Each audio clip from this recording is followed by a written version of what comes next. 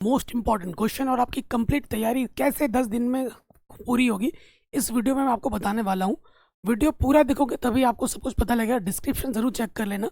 जो बच्चा इस वीडियो को लाइक शेयर करे, भगवान उसके गणित में 100 में से 100 नंबर ज़रूर दिलाएं। और ये वीडियो और ये स्ट्रैटेजी सभी हिंदी मीडियम बोर्ड्स के लिए इंपॉर्टेंट है, चाहे आप यूपी बोर्ड में हो, बिहार में हो, एमपी में हो, राजस्थान में, उत्तराखंड, झारखंड, सीबीएसई, किसी भी बोर्ड से क्यों ना हो, क्योंकि आपको पता है हर एक बोर्ड में ये एनसीईआरटी कंपलसरी है ही है और सारा क्वेश्चन एनसीईआरटी से ही आएगा। ये भी ध्यान रखिए, एनसीईआरटी से बाहर कुछ नहीं आता है। बोर्ड एग्जाम का मतलब ही है एनसीईआरटी। प्लीज़ हल्के में मत लीजिए अपने एनसीईआरटी को।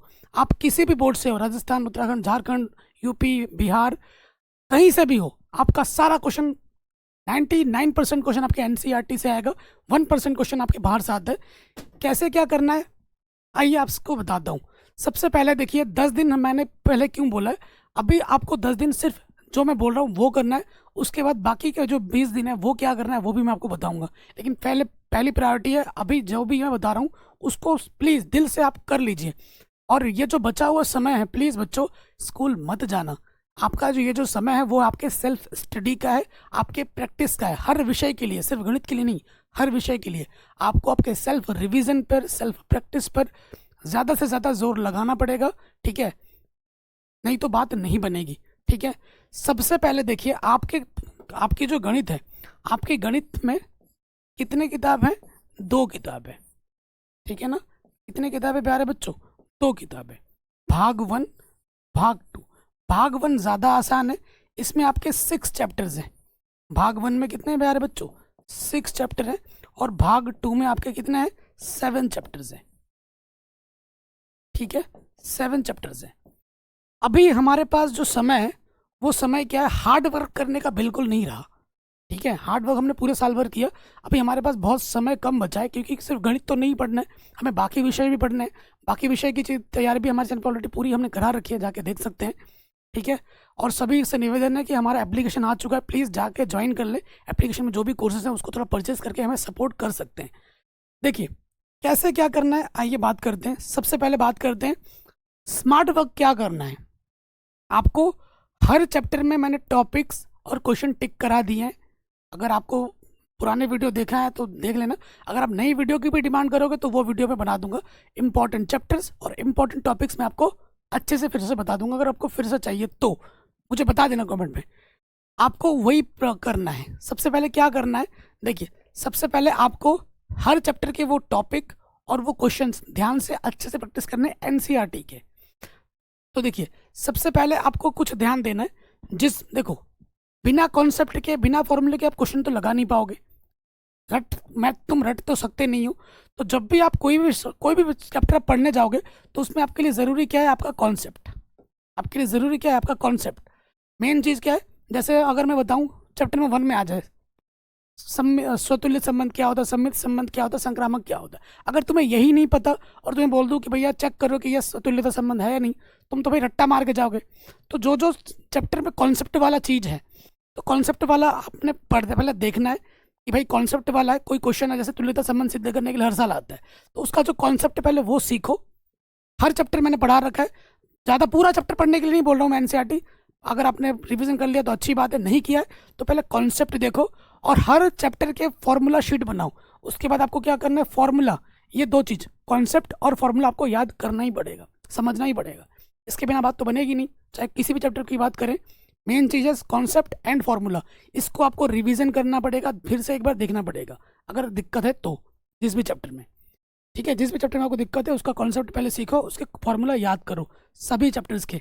और एक दिन आप हर चैप्टर के 10 पन्ने बनाओ और जितने भी फॉर्मूला आपको याद है हर चैप्टर के वो लिखो। और उसके बाद देखो कौन सा फॉर्मूला तुमसे मिस हो गया, वो फॉर्मूला फिर वहाँ लिख दो, फिर ज़िंदगी भर भूलोगे नहीं। यह है सबसे बेस्ट टेक्निक फॉर्मूला याद करने का। ठीक है, don't under estimate your power of NCERT. मैं बार बार बोलता हूँ, बोर्ड एग्जाम का मतलब ही होता है एनसीईआरटी। अभी तो मैं बता रहा हूँ कि भाई क्या स्ट्रेटेजी है, फिर कैसे पढ़ना है 10 दिन में वो भी बताऊंगा, बने रहो पूरा वीडियो। तो एनसीईआरटी में क्या है कि जो भी टॉपिक्स हैं इंपॉर्टेंट में टिक कराए होंगे, क्वेश्चन और उदाहरण जरूर बताएं। बोर्ड एग्जाम का सबसे इंपॉर्टेंट पार्ट है, आपके उदाहरण बहुत आते हैं बोर्ड एग्जाम में, स्पेशली विविध उदाहरण बहुत एग्जाम में आ जाता है। तो जितने भी चैप्टर्स हैं आपके विविध उदाहरण है, उसको हल्के में मत लेना। वो तो करना ही करना है, ठीक है।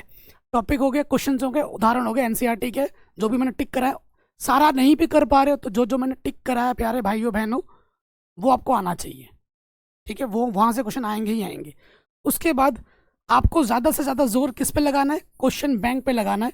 और आपको पता है मैंने पूरी एनसीईआरटी पढ़ा रखी है। क्वेश्चन बैंक, PYQs को ध्यान में रखते हुए, हर बोर्ड को ध्यान में रखते हुए, चैप्टर वाइज ऑब्जेक्टिव क्वेश्चन में पढ़ा चुका हूँ। चैप्टर वाइज ऑब्जेक्टिव और सब्जेक्टिव मिलाकर अभी मैं सीरीज चला रखा हूँ 13 days 13 चैप्टर्स।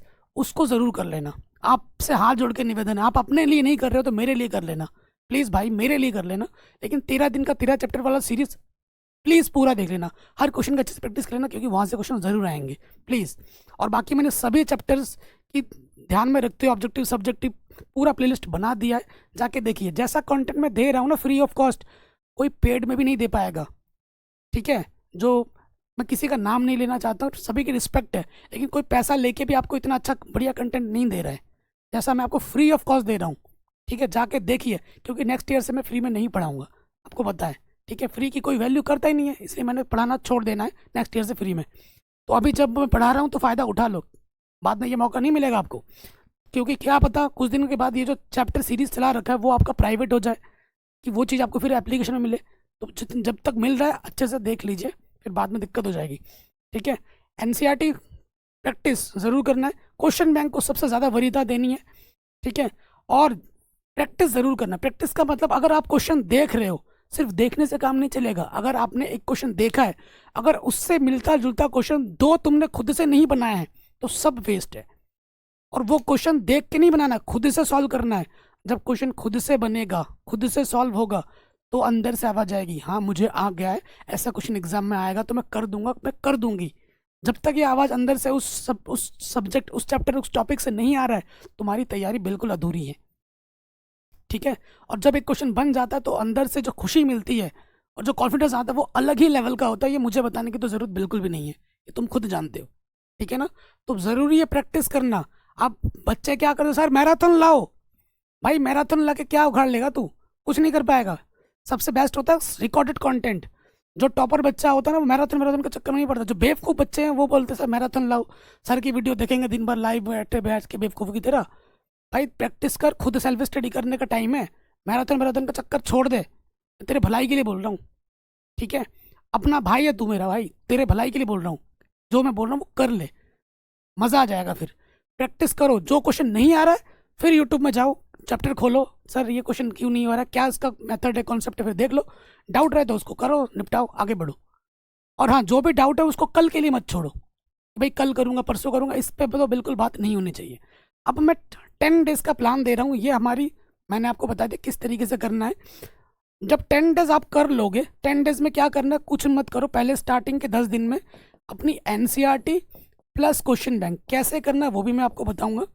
ये दो चीज़ करनी है। 10 दिन के बाद बाकी जो बचे हुए 20 दिन है, ठीक है, उसमें आपको क्या करना है, 20 दिन 15 दिन जितने भी हैं उसमें आपको सिर्फ PYQ पेपर ही करना है। क्या करना है, पेपर कम से कम 5 साल के मॉडल पेपर मिल रहा है, मॉडल पेपर करो। 5 साल के पेपर करने हैं डेली। देखो कैसे करना है, ये नहीं कि डेली 3 से 4 घंटे एक पेपर में दे रहे हो, नहीं। ये क्वेश्चन सिंपल है, आता है छोड़ दो, आता है छोड़ दो, आता है छोड़ दो। क्वेश्चन थोड़ा जो लग रहा है कि भाई मुझे लग रहा है कि मैं अटक सकता हूँ, मुझे आ रहा है लेकिन लगता है अटक सकता हूँ, उसको करो। हर टाइप का एक प्रश्न जो है कॉपी में खुद से सॉल्व ज़रूर करना है, आता है तो भी। सिंपल सी स्ट्रेटेजी है। हर टाइप का एक क्वेश्चन खुद ज़रूर बनाओ कॉपी में, चाहे वो आसान हो, टफ हो, मीडियम हो, कुछ भी हो, करना ज़रूर है कॉपी में। क्योंकि प्रैक्टिस मैटर करता है, प्रेजेंटेशन मैटर करता है, ठीक है। जब आप कॉपी में लिखोगे तो दिमाग में ज़्यादा देर तक रहता है, देखने से भूल जाओगे, ठीक है। ये चीज़ ध्यान रखना। तो कैसे पढ़ोगे, आइए बात करते हैं, ठीक है। उसके बाद आपको मैंने बोल दिया कि डेली पेपर को आपको सॉल्व करना है 10 दिन के बाद। पहले 10 दिन पेपर सॉल्व मत करो। जो मैंने एनसीईआरटी और क्वेश्चन बैंक का जो सीरीज चला रहा है बस उतना करते रहो। पहले दिन क्या करना है, कितने घंटे पढ़ना है, देखो जो डे 1 है, ठीक है, डे 1 का टारगेट क्या होगा कि आपको मैं बता दूं, चैप्टर का नाम नहीं लिख रहा हूँ यहाँ, चैप्टर नंबर लिख दे रहा हूँ। चैप्टर नंबर 1 और 2 पहले दिन आराम से हो जाएगा, ठीक है। फटाफट करना है अपने को चैप्टर 1 और 2। पहले क्या करना है, सुबह उठो, एनसीईआरटी जो भी इंपॉर्टेंट क्वेश्चन है, कॉन्सेप्ट वो देख लिया। दोपहर को इसके जो हमारे 13 डे सीरीज वाली है वो वहाँ से देख लिया। ये सब चैप्टर मैंने पढ़ा दिए हैं। उसके बाद शाम को दूसरा चैप्टर उठाओ। एनसीईआरटी बहुत ही आसान है, आधे घंटे में ख़त्म हो जाएगा। क्वेश्चन फार्मूला कॉन्सेप्ट और क्वेश्चन जो मैंने करा रखा है 1 घंटा का, वो वीडियो वो देख लो क्या, ठीक है। तो एक ही दिन में 2 चैप्टर आपके निपट जाएंगे शाम, ठीक है। और प्रैक्टिस करते रहना। डे 2 में जितना आपको अगर लगे कि भाई कुछ कमी है तो उसको अगले दिन रिवाइज कर लो, टाइम निकाल कर अलग। डे 2 में चैप्टर नंबर 3 और चैप्टर नंबर 4 सबसे आसान चैप्टर है, ये सबसे आसान चैप्टर है, तीसरा और चौथा। इससे आसान कुछ है ही नहीं पूरे किताब में, दोनों में ले तो ये आराम से हो जाएंगे। एनसीईआरटी कर लेना और क्वेश्चन बैंक जो करा है वो कर लेना। फिर डे 3 में आ जाओ। डे 3 में कौन सा चैप्टर पढ़ना है? डे 3 में आपको चैप्टर नंबर 5वां पढ़ना है, एक ही चैप्टर पढ़ना है। सुबह से लेकर दोपहर आप क्या कर लो, एनसीईआरटी पढ़ लो, और उसके बाद दोपहर से लेकर शाम उसके बाद आप क्या कर लो, क्वेश्चन बैंक जो मैंने इंपॉर्टेंट करा रखे हैं वो आप वहाँ से देख लो, ठीक है। और एनसीईआरटी बहुत ज़रूरी है इसमें, ठीक है। हर टाइप का प्रश्न अवकलज करना आपको आना चाहिए। 7 अवकलनीयता, थ्योरम वेरम जो भी है, हर प्रकार के अवकलज करने आने चाहिए, तभी आप कर पाओगे, ठीक है। डे 6 और डे 4 में आप क्या करोगे, चैप्टर नंबर 6 करोगे ओनली, छठा चैप्टर करोगे, ठीक है। आपको पता है राशियों के परिवर्तन की दर, उसके बाद मैक्सिमा मिनिमा, वर्धमान और न्यूनतम, वर्धमान फलन, ह्रासमान फलन, इस पे प्रश्न आएंगे ही आएंगे बड़े। हाई स्कोरिंग चैप्टर है, हल्के मत लेना। उसके बाद आप आ जाओ डे 5 में। डे 5 में अगर हम आ जाते हैं, डे 5 एंड डे 6 2 दिन दे दे रहा हूँ मैं आपको समाकलन के लिए। समाकलन 7वां चैप्टर 2 दिन एनसीईआरटी, उसके बाद अगले दिन क्वेश्चन बैंक, 2 दिन आपको समाकलन निपटाना है। बड़ा चैप्टर 2 दिन दे दिया। उसके बाद डे 7 में आपको 8वां चैप्टर और 9वां चैप्टर दोनों निपटाने हैं। 8वां चैप्टर एकदम हलवा पिद्दी सा चैप्टर है, 3-4 क्वेश्चन ही है उसमें, बस उनकी प्रैक्टिस करना है। सुबह बैठोगे आराम से 1 घंटे 1.5 घंटे में हो जाएगा। 9वां चैप्टर थोड़ा बड़ा है, हर प्रकार के प्रश्न पृथक्करण विधि वाला देख लीजिए, समघातीय अवकल समीकरण कैसे हल करते हैं, रैखिक अवकल समीकरण कैसे करते हैं, व्यापक हल, उसके बाद आपका विशिष्ट हल प्रकार के जो प्रश्न है, क्वेश्चन बैंक, एनसीईआरटी जो मैंने पढ़ा रखी है वो कर लो, 1 दिन में आपका हो जाएगा, ठीक है, आराम से हो जाएगा। 1 दिन अगर ना भी हो तो थोड़ा बहुत अगर बच जाए तो सुबह देख लेना 9वें चैप्टर का। फिर आ जाते हैं डे 8। 9वें चैप्टर का जो भी थोड़ा बच गया उसको सुबह कर लिया, और उसके बाद चैप्टर नंबर 10 पढ़ लिया, ठीक है। चैप्टर नंबर 8 में डे 9 में आ जाओ। डे 9 में आपका क्या है, चैप्टर नंबर 11 और 12 दोनों हो जाएंगे।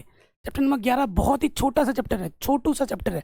12 भी छोटू सा चैप्टर है, ग्राफ वाला प्रश्न है। सुबह से लेकर दोपहर 11 हो जाएगा और 1 घंटे में आपका ग्राफ वाला हो जाएगा। ये सब चैप्टर मैं ऑलरेडी पढ़ा चुका हूँ। और जो डे 9 है ना, ये डे 9, डे 10 में क्या करो, अगले दिन जो 13वां चैप्टर है प्रायिकता, बस प्रायिकता में सिर्फ एनसीईआरटी पढ़ लो, वही बहुत है। एनसीईआरटी के बाहर कुछ आता ही नहीं है, ठीक है ना। तो ये चीज़ है, ये 10 दिन का प्लान मैंने बता दिया किस दिन में क्या क्या पढ़ना है। और ये हो जाने के बाद एक बार रिवीजन इसको ज़रूर करना। जितना रिवाइज करोगे मैथ में आप खुद उतना खुद निखरोगे। और हाँ, एक प्रश्न देख रहे हो तो एक प्रश्न खुद बनाने की चेष्टा ज़रूर करना। ये नहीं कि भाई देख ही रहे हो कुछ कर नहीं रहे हो, भैया करना भी है। एक बार देख भी लिया तो अगली बार उस क्वेश्चन को तुम खुद से ज़रूर बनाने की चेष्टा करो। हर प्रकार का एक क्वेश्चन पेपर में होना चाहिए, चाहे रैखिक हो, समघाती हो, जो भी हर प्रकार, हर टाइप का, हर मेथड का एक प्रश्न कॉपी में हल करना ज़रूरी है। इससे रिवीजन भी होगा, मेथड दिमाग में बैठा रहेगा, एग्जाम में भूलोगे नहीं। और जो सूत्र हैं उनकी प्रैक्टिस ज़रूर करो। जब ये सारा कुछ बन जाए उसके बाद आपको डेली क्योंकि बाकी विषय भी हैं तो डेली सुबह एक पेपर करना है, शाम को एक पेपर करना है। पेपर करने का टेक्निक बता चुका हूँ, ये आता है, ये आता है, ये आता है। जो नहीं आता, जो थोड़ा डाउट लगे उसको कर लो, ठीक है। ये है टेक्निक। जो नहीं आता है, बिल्कुल नहीं आता, उसको यूट्यूब से देखो, सर्च करके ढूंढ के देखो, हमसे पूछो, हम किस लिए बैठे हैं। बाकी हम अगर हमारे वीडियोस आप देखते हो तो कहीं पे कोई डाउट रहेगा ही नहीं, क्योंकि 10-10 सालों के सारे क्वेश्चन हमने करा दिए हैं, ठीक है। बाकी अपने विश्वास रखो, खुद की मेहनत विश्वास रखो, आपके 100 नंबर ज़रूर आएंगे। जय हिंद।